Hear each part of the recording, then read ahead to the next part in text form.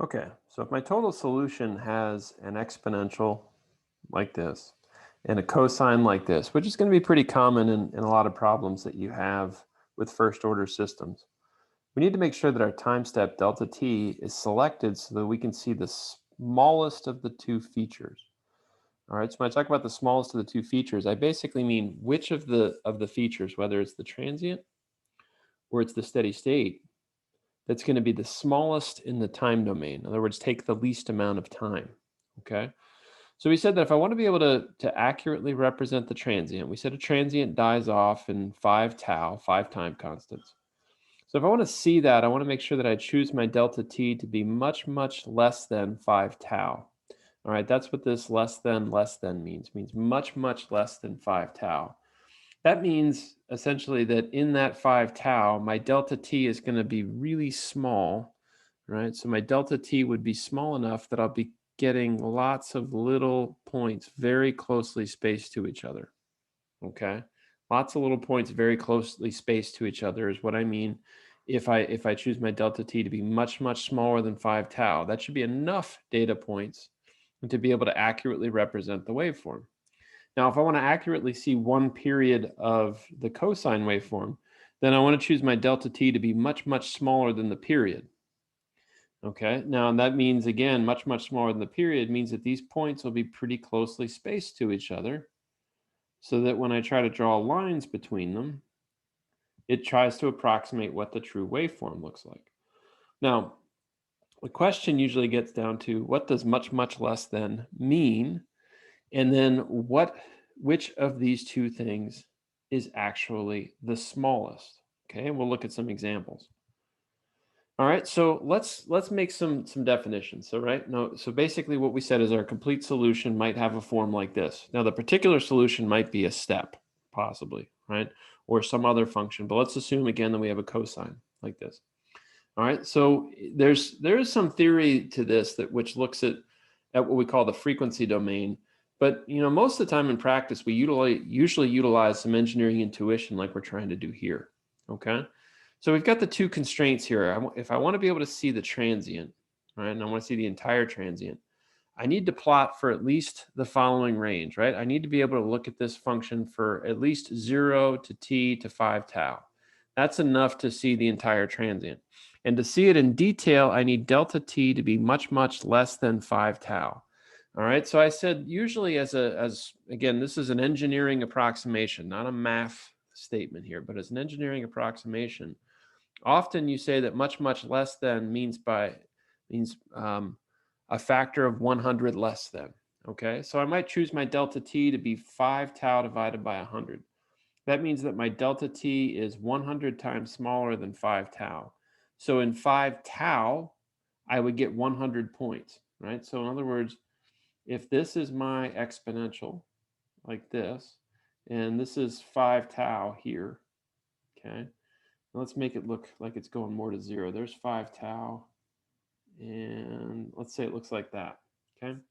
That means that in this zone right here, in this area, I have 100 points. That means that I should have the points closely spaced enough that when I draw them on here and I draw a line in between them, it closely represents what the actual waveform looks like, okay? Now, similarly, to see the steady state solution, right, if I want to see at least one period, all right, then I need to plot for at least one period, okay? And to see it in detail, I want to choose my time step to be much, much less than the period. So again, we'll keep with this idea of much, much less than means at least a factor of 100 less than. So delta t is t divided by 100. So in this case, that would mean 100 points in one period. All right, so 100 samples or points in that waveform in a period, okay? So if I look at these, my choice then, if I want to be able to see both the transient and the steady state solution accurately, right, what I need to do is I need to choose the delta t that is less than or equal to the smaller of the two choices. I say less than or equal to because I can always go smaller than the smallest that's required, right? That's why I say less than or equal to.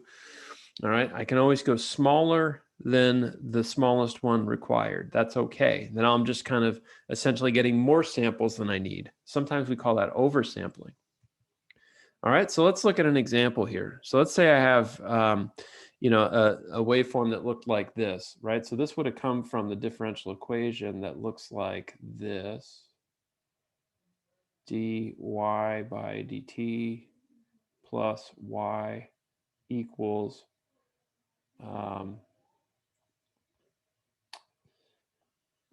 if I go back to the original differential equation here, 4 cosine omega t. All right, so I'll say 4 cosine omega t u of t. In other words, the cosine is applied at time t equal to 0. And in this case, I've said, well, my omega is 2 pi 100, and my tau here is 0.001. Remember, this is my tau. Okay. So, you can go through and you can write out how you would solve for basically y of n plus 1 in terms of the cosine and in terms of y of n. Okay, so you can go through and you can do that. You know that no matter what, the solution has this form. We've talked about this plenty of times now. Okay, so let's look. If I want to see the transient, all right, the rule that we just gave ourselves is that I want my delta t to be much, much less than 5 tau. Okay, so in this case, 5 tau is 5 times 0.001. That's going to be, I'd rather write that as 500 microseconds. Okay, so I need my delta t to be much, much less than 500 microseconds.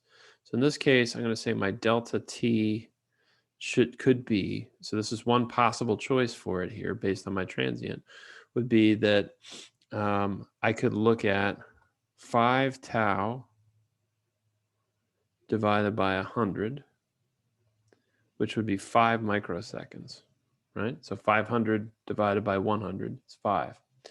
Now, if I want to be able to accurately see the cosine waveform, I say, well, my delta t must be much, much less than a period, right? We said that. And in this case, a period is 1 over 100 or 0.01 seconds, right? And you should be able to see that. If my omega is 2 pi 100, my f is 100, and my period is 1 over f or 0.01, okay? All right, so in this case, if I look at t over 100, that's going to be equal to 100 microseconds in this case, okay? So that's, in fact, so 100 microseconds is 0.0001 seconds, all right? And it's easy for you to do the math to see that. Now, what I said on the previous slide here is I said, okay, well, I look at both of those choices, the one I got from the transient and the one I got from the steady state solution, and I want to use the delta t that is less than or equal to the smaller of the two choices, okay, if I want to be able to see them both accurately. So according to this, if I looked at the transient, if I wanted to be able to see the transient accurately, I needed to choose a delta t less than or equal to 5 microseconds. And if I want to be able to see a period of this sine wave, then I need to choose my delta t to be less than or equal to 100 microseconds. All right. So if I look at this, if I chose delta t equal to 100 microseconds, that's way too big to be able to see this guy accurately, the transient. So what that says is I need to choose, as I said, delta t should be less than or equal to the smaller of the two choices. So in this case, it needs to be less than or equal to 5 microseconds. All right. And I say less than or equal to because let's say I chose 1 microsecond. If I chose 1 microsecond, that just means that I'm seeing the transient more accurately than I need to, and the period way more accurately than I need to. All right. If I just chose a 5 microsecond step, that's basically giving me in one, if I just to think about this for a second, 5 microseconds we said was sufficient to see the transient. If I chose 5 microseconds, if I looked at how many points I'd have in a period, essentially what I would end up having is a lot more points in a period than I would need, right? So 5 microseconds.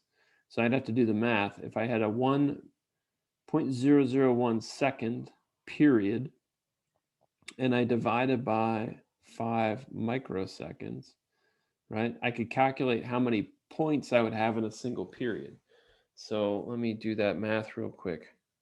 So that would be in one period, I would have 0.01 divided by 5 microseconds. Oops, I multiplied. I would have 2,000 points in a period, right? Nothing wrong with that. That just gives me a more accurate looking waveform, okay? So I need to go with the smallest of the two choices. So I'm going to say that my delta t must be less than or equal to 5 microseconds.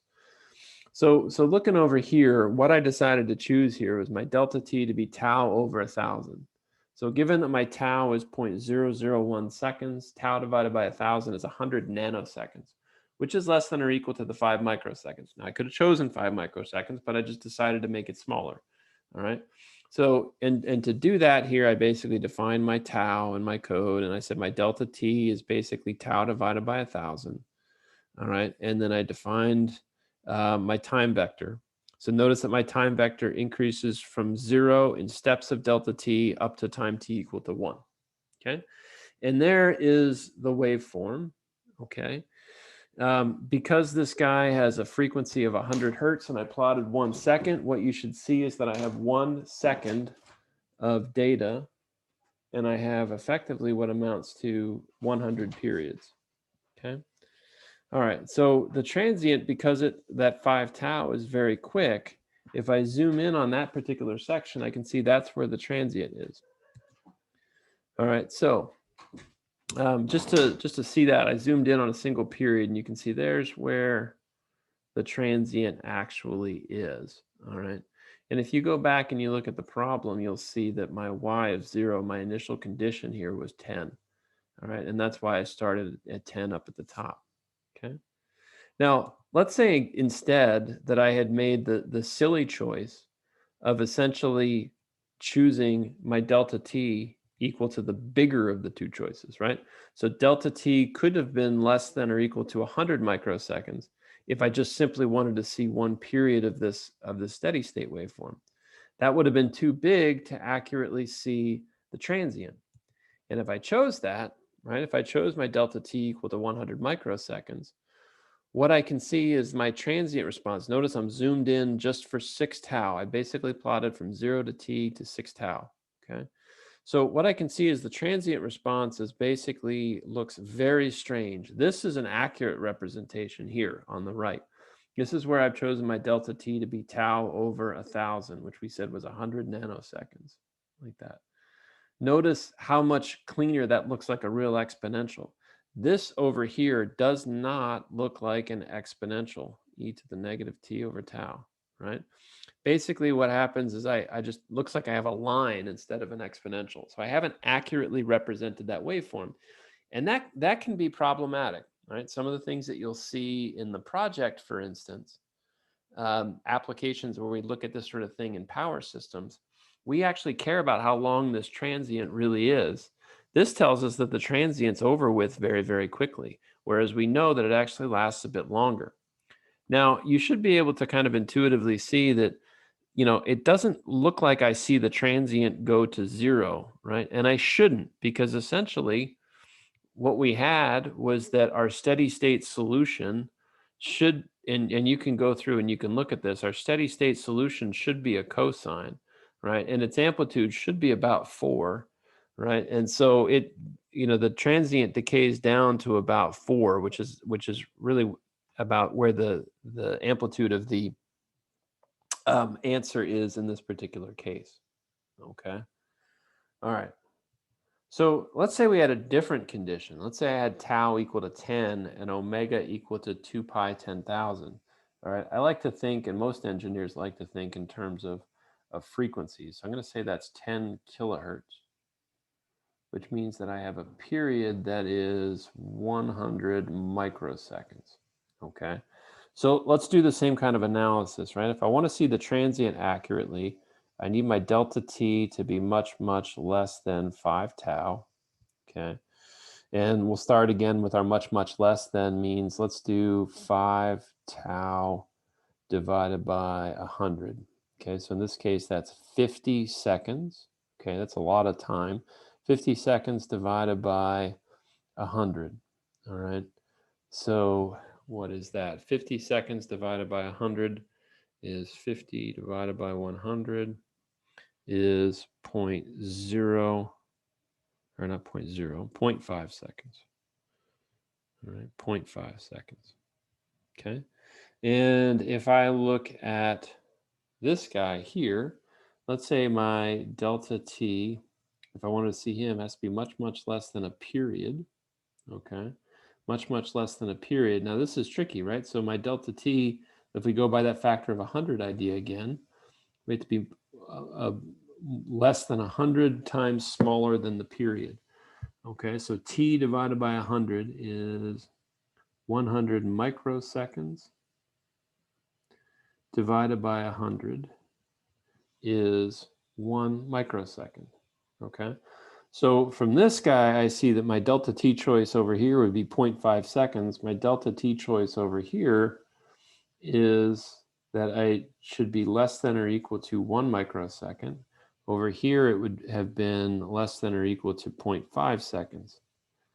All right, and again, as we said, I need to choose the delta t that is the smaller of the two constraints. So in this case, that guy is going to be my choice. All right, less than or equal to 1 microsecond. All right, so I made a couple of different choices again. Let's say, so here's my code. Let's say I made a bad choice. Let's say I chose my delta t to be 0.01 seconds, okay? So I chose my delta t to be 0.01 seconds, which satisfies this constraint, right? Lets me see the transient pretty well, right?